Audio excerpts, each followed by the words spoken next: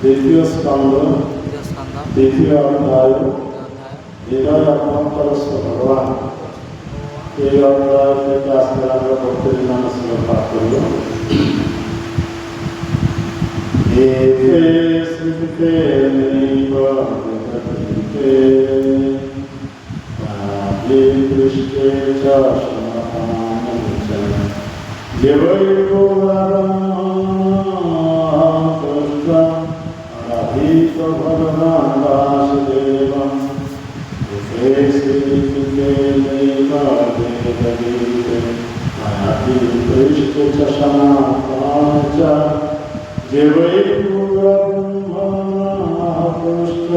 আরাধিত ভগবান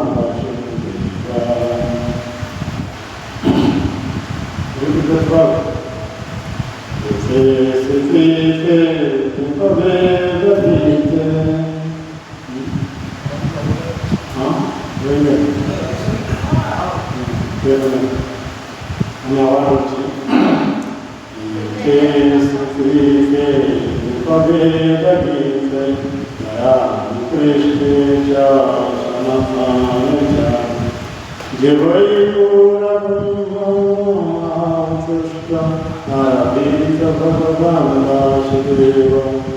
আবার বলছি এতে যা বর্ণনা করা হলো স্মৃতি পথ তে আপনাকে নির্ভর হে মহারাজ করেছে বেদ গীতে বেদের বর্ণনা অনুসারে দয়া আপনার দ্বারা অভিপৃষ্ঠে যথাযথভাবে জিজ্ঞাসিত হয়ে চ ও সনাতনে শাশ্বত সত্য সম্বন্ধে চ ও যে যা বই নিশ্চিতভাবে পুরা পূর্বে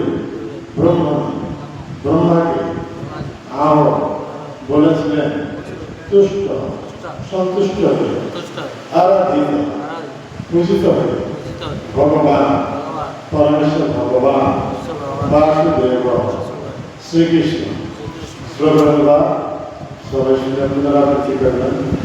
হে রাজন, আপনার প্রশ্নের উত্তরে আমি যা বললাম তা বেদের বর্ণনা বলে জানবেন এবং তা নিত্য সত্য। ব্রহ্মার আরাধনা তুষ্ট হয়ে পরমেশ্বর ভগবান শ্রীকৃষ্ণ স্বয়ং তাকে তা বলেছিলেন। এই শ্লোকের তাৎপর্য জড়জগতের বন্ধন থেকে মুক্ত হয়ে চিৎ জগতে ফিরে যাওয়া দুটি পন্থা রয়েছে, যথা সত্যমুক্তি বা সরাসরিভাবে ভগবান পথে ফিরে যাওয়া, এবং অন্যটি হচ্ছে ক্রমমুক্তি বা ধীরে ধীরে ব্রহ্মাণ্ডের উচ্চ থেকে উচ্চতর লোক প্রাপ্ত হয়ে অবশেষে ভগবান নাম প্রাপ্ত হওয়া। এই পন্থা দুটি বেদে বর্ণিত হয়েছে। সে সম্বন্ধে বেদে বলা হয়েছে যদা শরীরে প্রমুচ্যন্তে নামদিয়স্বরিশ্রিতা অথমর্তমৃত ভগবত্তত্ত্বমুতে এবং তে অর্চিচিরভবন্তি। যারা হৃদয়ের রোগরূপী সমস্ত জড় বাসনা থেকে মুক্ত হয়েছেন তারা মৃত্যুকে জয় করে ভগবৎ প্রবেশ করেন, তাকে বলা হয় সত্যমুক্তি। আর যারা অর্চি আদি মার্গে ধীরে ধীরে উচ্চ থেকে উচ্চতর লোক অতিক্রম করে অবশেষে ভগবৎ প্রাপ্ত হন, তাকে বলা হয় ক্রমমুক্তি। বেদের এই সমস্ত বর্ণনা শ্রীমদ্ ভাগবত বর্ণনানুরূপ এবং সূর্যের কৃষ্ণ এই বিষয়ে প্রতিপাদন করে বলেছেন যে এই জ্ঞান পরমেশ্বর ভগবান শ্রীকৃষ্ণ বাসুদেব সর্বপ্রথম বেদে ব্রহ্মার কাছে প্রকাশ করেছিলেন। বৈদিক জ্ঞানের পরম্পরা হচ্ছে এইরকম। শ্রীকৃষ্ণ ব্রহ্মাকে তা দান করেছিলেন, ব্রহ্মা তার নারদকে দান করেছিলেন, নারদ ব্যাসদেবকে, ব্যাসদেবের কাছ থেকে শ্রী সুখদেব গোস্বামী তা প্রাপ্ত হয়েছিলেন। এইভাবে গুরুশিষ্য পরম্পরা ধারা প্রভাবিত হচ্ছে। সুতরাং এই সমস্ত মহাযজ্ঞ বর্ণনা পার্থক্য নেই। তাদের পরস্পরের মধ্যে কোনো মতভেদ নেই, সত্য নিহিত এবং সত্য সম্প্রদায় নতুন কোনো মতবাদ সৃষ্টি হতে পারে না। বেদের জ্ঞান লাভ করার এটি হচ্ছে ক্ষমতা। পাণ্ডিত্যের দ্বারা ও মঙ্গলা মতবাদ সৃষ্টি করার মাধ্যমে এই জ্ঞান প্রদান করা যায় না। বৈদিক জ্ঞানে যোগ করার কিছু নেই এবং তার থেকে বিয়োগ করারও কিছু নেই, কেননা তার সত্য সর্বদাই সত্য। সেই সত্যকে জানতে হলে বিষয়ে আনুগত্য স্বীকার করতে হয়। আধুনিক বৈজ্ঞানিকরা কোনো বৈজ্ঞানিক সত্যের ব্যাপারে জনসাধারণের কাছে তথ্য করতে হয়। সাধারণ মানুষ বৈজ্ঞানিকদের মতো বা অনুসরণ, তার অর্থ হচ্ছে যে সাধারণ মানুষ তথ্যকে স্বীকার করে। বৈদিক জ্ঞানও এইভাবে আহরণ করতে হয়। আকাশ এবং ব্রহ্মাণ্ডের ঊর্ধ্বে কি রয়েছে তা নিয়ে সাধারণ মানুষ তথ্য করতে পারে, কিন্তু আগে বেদের উক্তি অবশ্যই স্বীকার করতে হবে।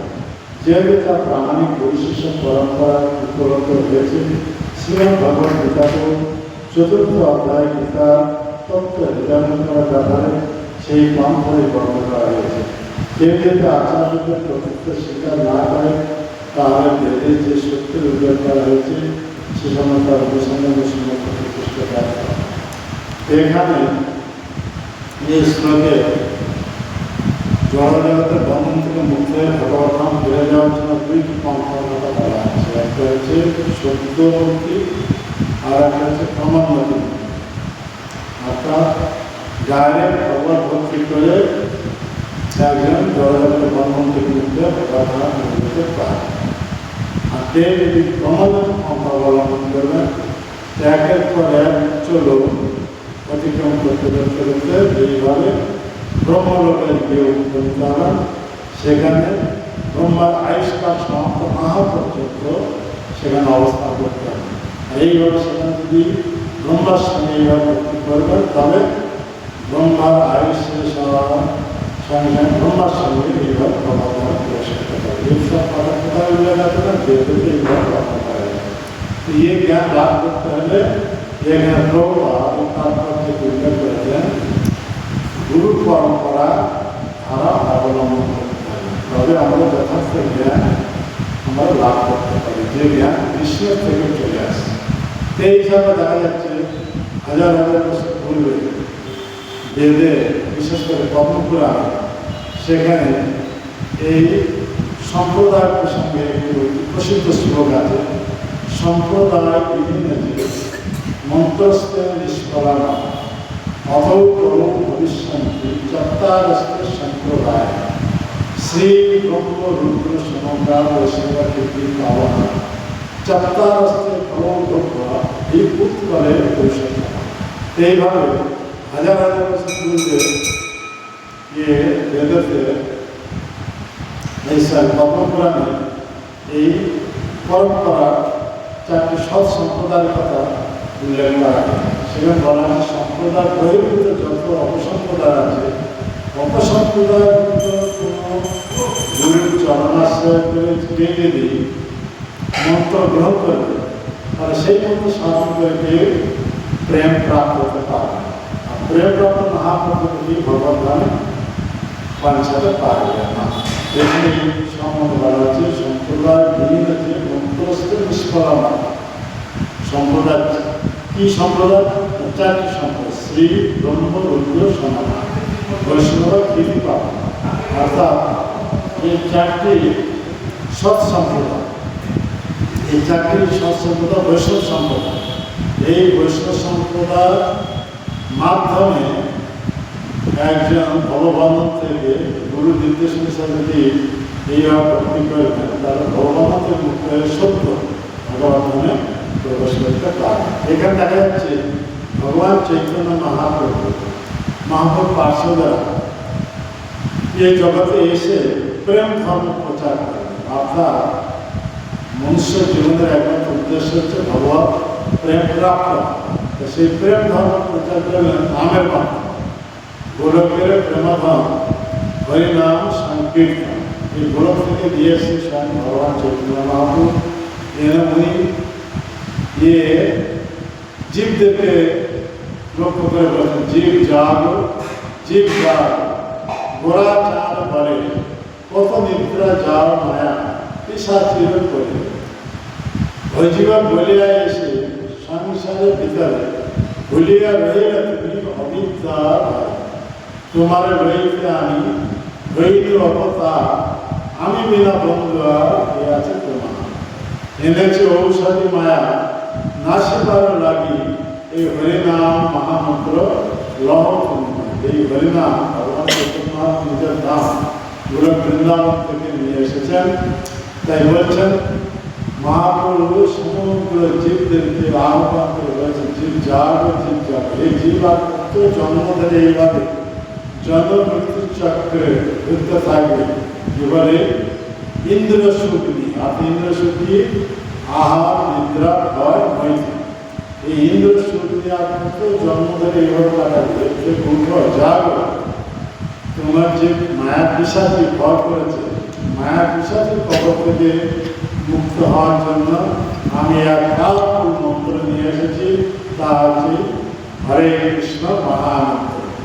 এই মন্ত্র যদি তুমি গ্রহণ করবে শ্রদ্ধা সহকারে তাহলে এই মন্ত্র তোমাকে ভবসাগর থেকে উদ্ধার করে ভগবানের কাছে পৌঁছাবে। এটা হচ্ছে মহাপ্রভুর অবদান। কিন্তু সেই মহাপ্রভু পার্শ্বদেরা নামের মাধ্যমে জীবদেরকে উদ্ধার করেছিলেন। আর সেই মহাপ্রভু ভবিষ্যৎ দান করে গেছিলেন পৃথিবী পর্যন্ত আছে যত নগরাদি গ্রাম সর্বত্র প্রচার হয়ে গেলে মর না। কিন্তু দেখা যাচ্ছে মহাপ্রভু পার্শ্বদ অন্তর্ধানের পরে পরে বহু সব বৈষ্ণব নামধারী তথাকথিত বৈষ্ণব নামধারী বহু সব অপসম্প্রদায় সমাজে উদ্ভূত হয়ে যায়। এমনকি বৈষ্ণব দেশ ধারণ করে সব ব্যবচার করতে থাকে, বিভিন্নভাবে অনাচার করতে থাকে। এইভাবে দেখা যাচ্ছে বৈষ্ণব দেখলে শিক্ষিত সমাজেরা নিন্দা করতে থাকে যে বৈষ্ণব ধর্মে এক নিচ জাতির ধর্ম, এক হচ্ছে ব্যবচারীদের ধর্ম, এইভাবে সব নিন্দা করতে থাকে। মহাপ্রভু প্রেম ধর্ম, যে প্রেম ধর্ম দ্বারা সমগ্র জগতে কল্যাণ হবে, সবাই এইভাবে ভগবানকে উদ্ধারে ভগবানকে তুলে দিতে পারবে। তো সেই প্রেম ধর্মের কলঙ্ক স্থাপন করেছিল তারা এইসব সহজে। তাই এক বৈষ্ণব আচার্য প্রতারণ করে বলছেন 13টি অপসম্প্রদায়ের কথা উল্লেখ করলেন। আউল, বাউল, কর্তা ভাজা, নেড়া, দরবেশ, সাঁই, সহজিয়া, সখী বেটি, স্মার্ট, চাপ মশাই, প্রতিমরি, চূড়াধারী, গৌরাঙ্গ নাগর, এইসব অপসংখ্যা 13টি অপসংখ্যা। এরা গৌরীয় বৈষ্ণব নামে 1400 ব্যবচার অপদেশদের সঙ্গে করত। এইভাবে আমিষ আহার সেবন করত, নেশাদ্রব্য এইসব গ্রহণ করত। তাই এদের আচার ব্যবহার থেকে সমাজের শিক্ষিত লোকেরা সব নিন্দা করতে থাকে। এই বৈষ্ণব ধর্মের এক নিচ জাতির ধর্ম, এক ভিন্ন জাতির ধর্ম, এক ব্যবচারের ধর্ম। এই প্রকৃত এই প্রেম ধর্ম মহাপ্রভু তার প্রকৃত প্রেম ধর্ম পুনঃস্থাপন করার জন্য ভগবান চৈতন্য মহাপ্রভুদের লোক এ কেদারনাথ দত্তকে এই জগতে পাঠায়। কেদারনাথ দত্ত হচ্ছেন ভক্তিবিনোদ ঠাকুর। তিনি এই জীব জগতে তার স্বরূপ হচ্ছে কি কমল মঞ্জরি, মানে স্বরূপ অবস্থা তিনি হচ্ছেন মঞ্জরি। ছোট ঘটে নেই, ছোট ঘটা নেই, ছোট ধরে বাঁধাবে না, বুঝতে পারবে। এইভাবে নারায়ণ থেকে যে এই প্রতারণ ঠাকুর মহাপ্রভু এইভাবে ভক্তিবিনোদ ঠাকুরকে এই জগতে পাঠায়। ভক্তিবিনোদ ঠাকুর স্বরূপ অবস্থিত কমল মন্দিরকে এই জগতে পাঠায়। আর এইভাবে কমল মন্দির এই জায়গাতে এসে কেদারনাথ দত্ত নাম হিসাবে তিনি বহু উচ্চশিক্ষা শিক্ষিত ছিলেন এবং সরকারের উচ্চ পদ অধিষ্ঠিত ছিলেন, যেমন ডেপুটি ম্যাজিস্ট্রেট পদ অধিষ্ঠিত ছিলেন সেই নাম। তো সেই ভক্তিবিনোদ ঠাকুর যখন উড়িষ্যার ডেপুটি ম্যাজিস্ট্রেট পদে 5 বছর ডেপুটি ম্যাজিস্ট্রেট পদে অধিষ্ঠিত হয়েছিলেন, আর সেই সময় জগন্নাথ মন্দিরে অধ্যক্ষ পদ অধিষ্ঠিত হয়েছেন 5 বছর।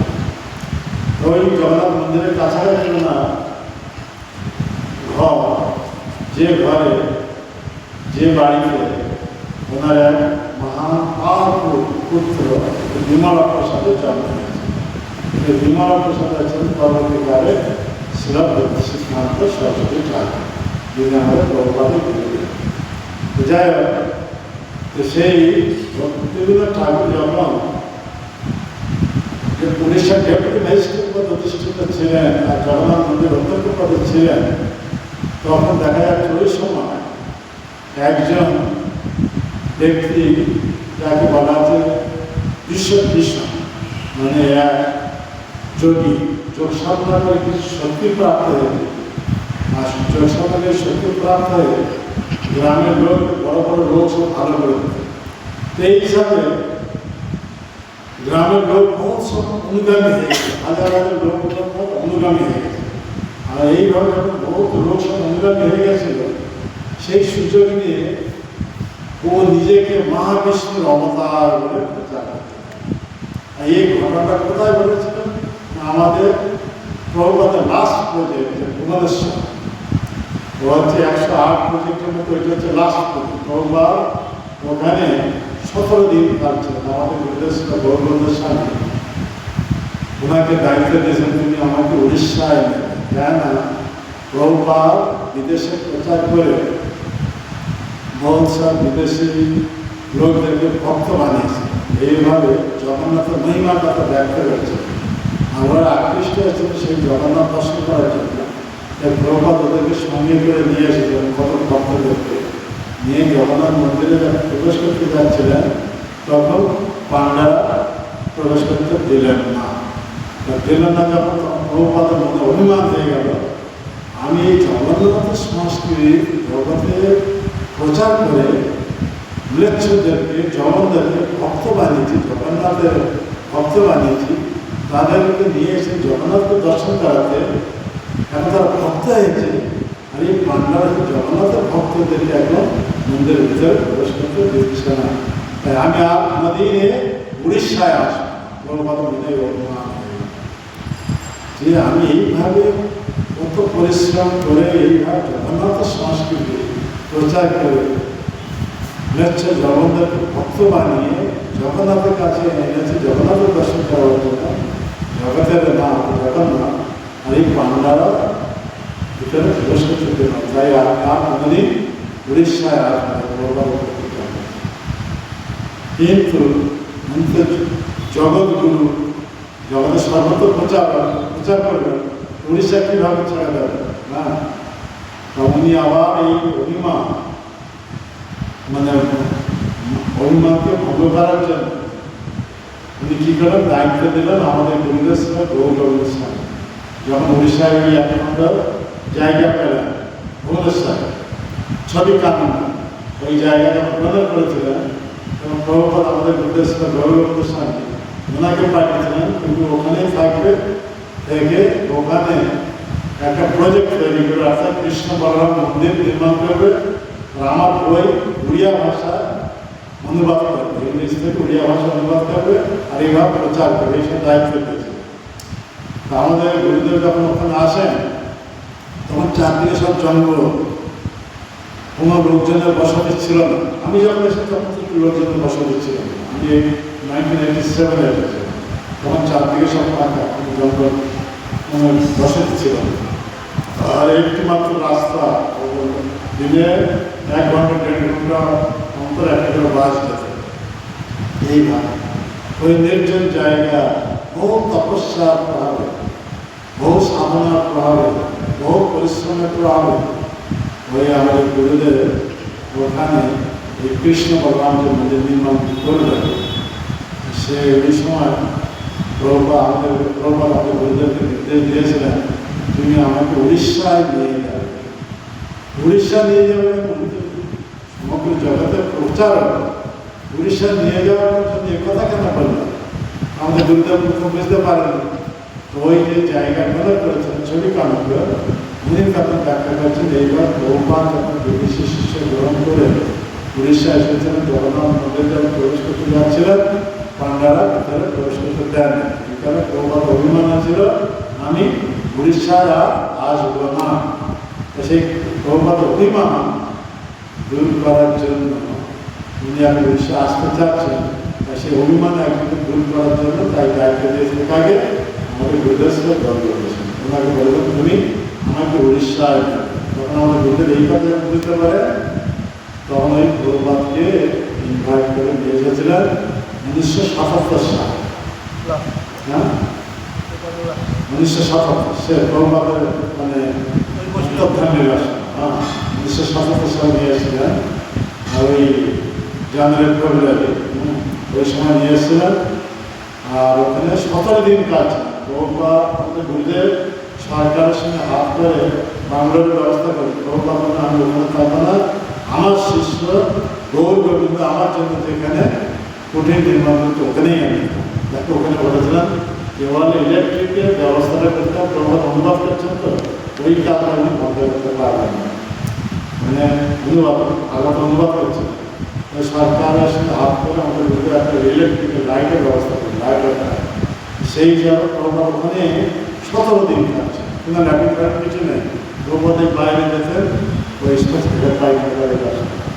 ওইভাবে 17 দিন কাল থেকে ওখানে যাওয়ার সময় ওই মন্দিরে ভিত্তি প্রার্থনা প্রস্তুত ওই স্থাপত্য নিত্যানন্দ প্রদেশে, তো নিত্যানন্দ প্রদেশে যে অ্যানুয়াল ফাংশন ওই হিসাবে প্রবর্তক থেকে যখন বৃন্দাবনে যান ওই বছর 1977 সালের নভেম্বর 14 অক্টোবর, ওইটা হচ্ছে প্রবর্তক লাস্ট। ওই মন্দিরের কাছাকাছি একটা জায়গা আছে খণ্ডগিরি, ওই খণ্ডগিরি জঙ্গলে ওই বিশ্বকৃষ্ণ ওই যোগী থাকতো, বহু সব ফলোয়ার আসতো। এইভাবে বহু ফলোয়ার হয়ে গেছে, নিজেকে প্রচার করছে কি আমি হচ্ছি মহাবিষ্ণু অবতার। চৈত্র মাসে আমি রাসলীলা করব, রাসলীলা করার পর চতুর্ভুজ রূপ ধারণ করে মৃচ্ছদেরকে সংহার করে। মৃচ্ছকারা যারা ওই তখন ওই ব্রিটিশ শাসন চলছিল, ব্রিটিশের সব মৃচ্ছ এদেরকে সংহার করে। তো ভালো কথা, মানে তখন ব্রিটিশদের অত্যাচার চলছিল, অত্যাচার হ্যাঁ সবাই মেনে নিয়েছে। কিন্তু কী হয়েছে ওই 1871 সাল, এটা হচ্ছে সালটা হচ্ছে 1871 সাল। 1871 সালে চৈত্র মাস পূর্ণিমা উনি রাসলীলা করবেন।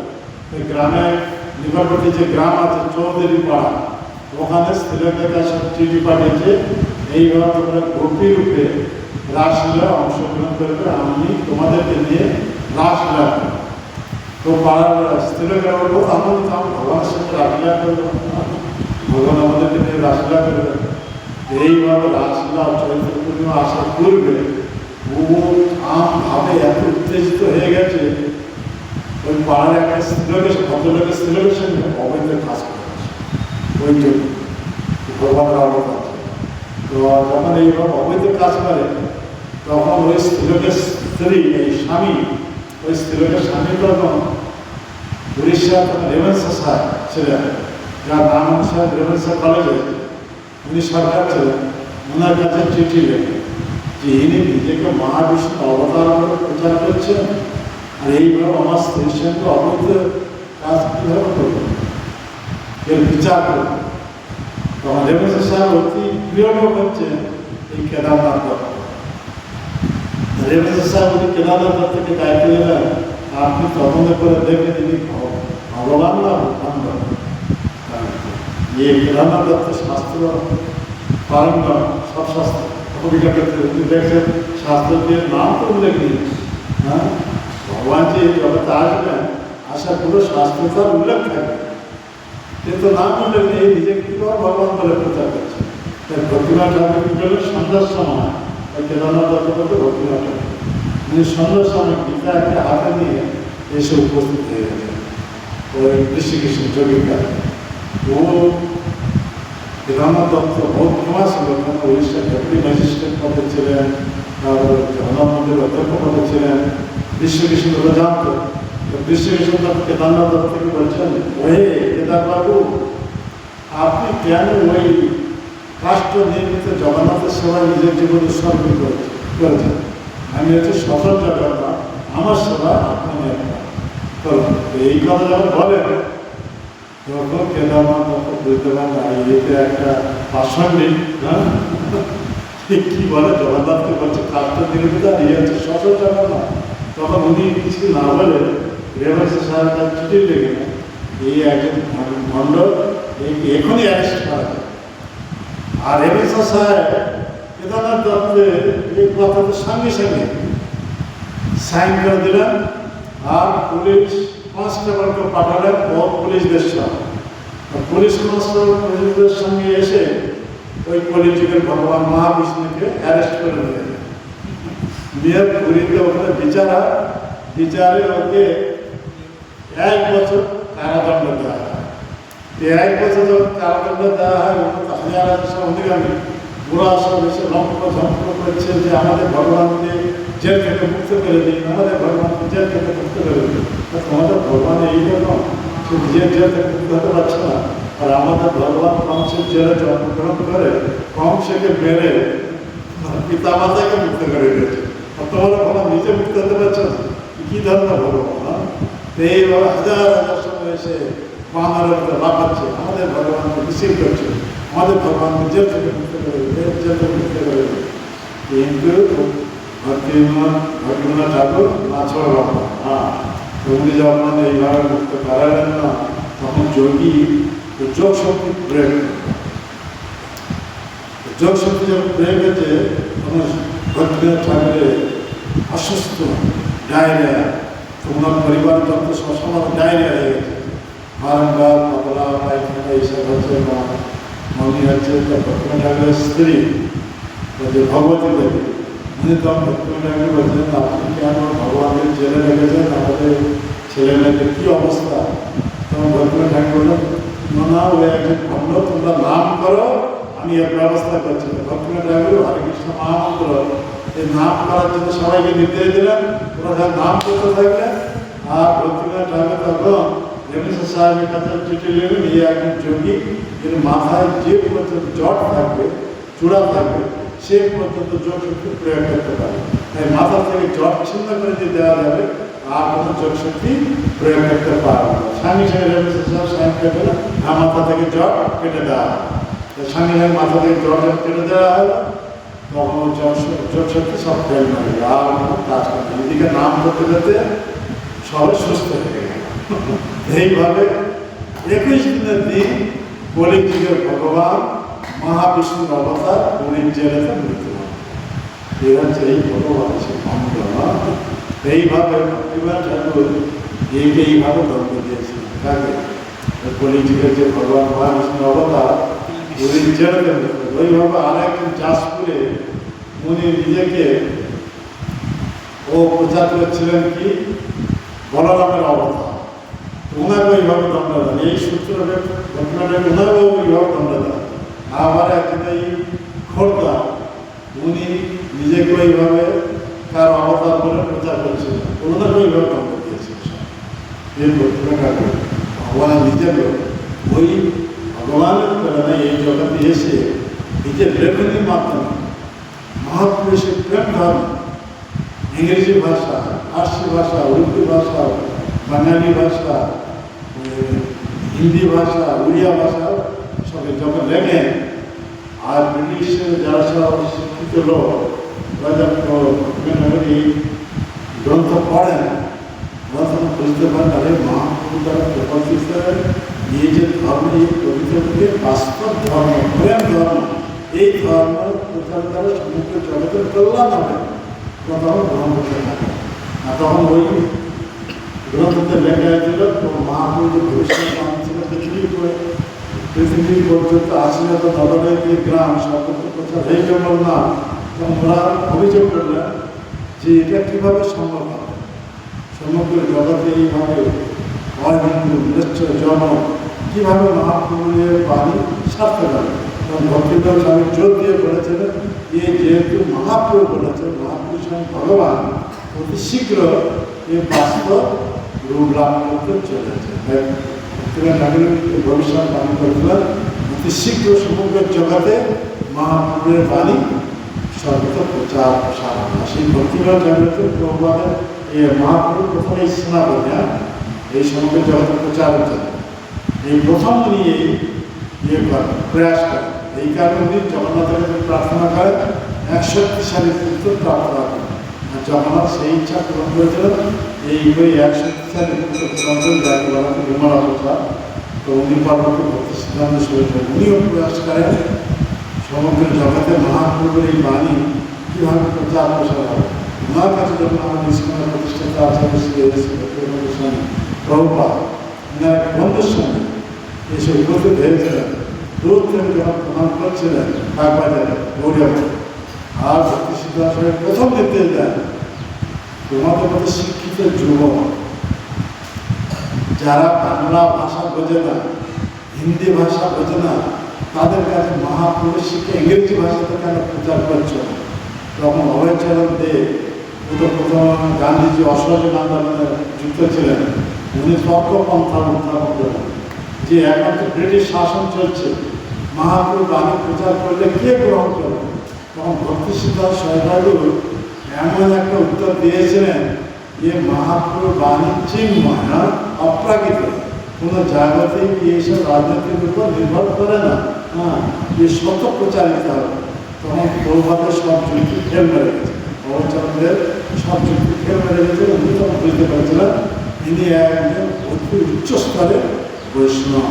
ওই প্রথম দর্শনে ভক্তি সিদ্ধান্ত সরকারকে উনি গুরুর রূপে হৃদয়ে স্থান দিয়েছিলেন। আর এইভাবে সেই ভক্তি সিদ্ধান্ত সরকারের প্রেরণা তার নির্দেশে প্রভুপাদ সারা জীবনে তপস্যা আচরণ করেন। এইভাবে 1922 সালে ভক্তি সিদ্ধান্ত সরকারের সাক্ষাৎ হয়েছিল। আর ওই নির্দেশ দিয়েছিল, ওই নির্দেশ কার্যকারী করার জন্য এত বছর স্মরণ করে 1965 বছর বয়সে 1965 সালে উনি পাশ্চাত্য দেশে গেছেন বৃদ্ধ অবস্থা, প্রায় 70 বছর বয়স। 1965 সালে পাশ্চাত্য দেশে গিয়ে অজানা দেশে এই একাকি এইভাবে মানে প্রচারের মাধ্যমে ওখানে একটা ছোট্ট দোকান ঘর নিয়েছে।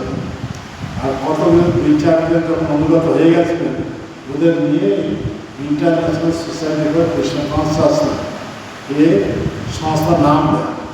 আর এইভাবে গুরু কৃষ্ণের ইচ্ছা অতি ত্বরান্বিতভাবে ওই মহাপ্রভু বাণী সমগ্র পৃথিবীতে প্রচার প্রসার করা। কীভাবে না, প্রভুপাদ যখন সংশ্লিষ্ট ওখানে ছিলেন, ওখানে রাধাকৃষ্ণ মন্দিরে অবস্থান করছিলেন, এমন সময় নবদীক্ষিত শিষ্য শিষ্যাদের মধ্যে একজন মানব ব্যক্তি, উনি পোস্ট ক্লাস দোকান যেখানে ভারতীয় সব রকম জিনিস পাওয়া যায়, ওই দোকানে গিয়ে একটা টিম আকার একটা মূর্তি কিনে নিয়ে আসে 3 ইঞ্চি। উনি জানতেন না, আশ্চর্যজনক ভাবে ওই মূর্তিটা কিনে নিয়ে ব্যাগের মধ্যে রেখে নিয়ে আসে। এসে প্রভুপাদকে বসেছেন সান ফ্রান্সিসকো মন্দিরে, ওই টেবিলে বসেছেন, সামনে ডেস্কের উপর রেখে মালতীদের জিজ্ঞাসা করবো এটা কি? প্রভুপাদের জগন্নাথের মূর্তি এখানে নিয়ে আসছে, জগন্নাথ প্রকাশ হয়ে গেছে। প্রভুপাদ সঙ্গে সঙ্গে উঠে সসম্মান প্রণাম করে বলছেন এ হচ্ছে কৃষ্ণের মহাভারত প্রকাশ জগন্নাথ। আচ্ছা তুমি কোথা থেকে নিয়ে আসছো? তখন ও মালতীদি বললেন পোস্ট ক্লাস দোকান থেকে আমি এইটা নিয়ে আসি। প্রভুপাদ সঙ্গে সঙ্গে বললেন এরকম আর 2টি মূর্তি আছে কি? হ্যাঁ প্রভুপাদ, শীঘ্র যাওয়া গিয়ে নিয়ে আসে। মালতী দেবী ওনার স্বামী শ্যামসুন্দর করে ওনার স্বামী গিয়ে আবার ওই 2টি মূর্তি নিয়ে আসে, ডেস্কের উপর রেখেছেন। এ জগন্নাথ, এ বড়দের মাঝখানে শুভাব প্রভুপাদ দেখা যাচ্ছে এই কৃষ্ণের মহাভারত প্রকাশ রূপ জগন্নাথ, আর কৃষ্ণের বড় ভাই বলরামের মহাভারত প্রকাশ রূপ এ বড়দেব, আর 2 ভাইয়ের স্নেহের ভগ্নী এই শুভাব্রত দেবী মহাভারত প্রকাশ রূপ। প্রভুপাদ এইরকম ব্যাখ্যা করছে যে মহাভারত প্রকাশ রূপে তাদের ব্যাখ্যা করেন। প্রভুপাদ সঙ্গে সঙ্গে নির্দেশ দিচ্ছেন এমন কেউ আছে কি এই 3 ইঞ্চি মূর্তি থেকে 3 ফুট এইরকম 3 মূর্তি নির্মাণ করতে পারবে। সঙ্গে সঙ্গে মানবদেবের স্বামী ও শামসুল্লাহ তুমি ওই কাজ জানেন, উনি বলেন প্রথমত আমি জানি, আমি এই কাজ করতে পারি। তো তাকে দায়িত্ব দেয় নিম কাঠ নিয়ে ওইভাবে দেখে 3 ইঞ্চি থেকে 3 ফুট বিগ্রহ নির্মাণ করা যায়। ওইভাবে বহু পরিশ্রম করে শ্যামসুন্দর প্রভু 3 ইঞ্চি থেকে 3 ফুট মূর্তি নির্মাণ করলেন। আর প্রভুর সঙ্গে সঙ্গে ওই দোকানে ওই মন্দিরে রাধাকান্ত মন্দিরে আরেকটা নালটারে জগন্নাথ বলদেব সুভদ্রা প্রতিষ্ঠা করতেন। আর ওখান থেকে পঞ্চপতি ওইসব কিছু নেই, মানে ক্যান্ডেল দিয়ে কীভাবে ঘোরাতে হয় ওইটা প্রভুর শিখে নেই। আর প্রভুর শেখানোর কি যে ক্যান্ডেল দিয়ে যখন দর্শক মন্দিরে তারা এসছে ওদেরকে দেখাতে হবে, হ্যাঁ ওরা সম্মান করবে। আর একটা প্লেটেতে নিয়ে ক্যান্ডেলটা নিয়ে যাবে, ওরা যদি জগন্নাথের সেবাকে যদি প্রণামী দেবে ওই প্রণামী দ্বারা জগন্নাথের সেবা চলতে দেবে। তো এইবার একটা ক্যান্ডেল দিয়ে প্রভুদের সিম্পলভাবে আরতি কীভাবে করতে হয় শিখে দিয়েছে। এইভাবে 4 বার পায়েতে, মাটিতে 2 বার, 3 বার, 7 বার এইভাবে ক্যান্ডেলটা ঘোরাবে। আর ঘুরিয়ে যারা সব এসে দেখছেন দর্শক মন্ডলী ওদের সামনে নিয়ে যায়, ওরা সম্মান দেবে, ওদের সমাজ যা প্রণামী দেবে ওই দাঁড়াতে দেবে, ওই সে প্রণামীর দ্বারা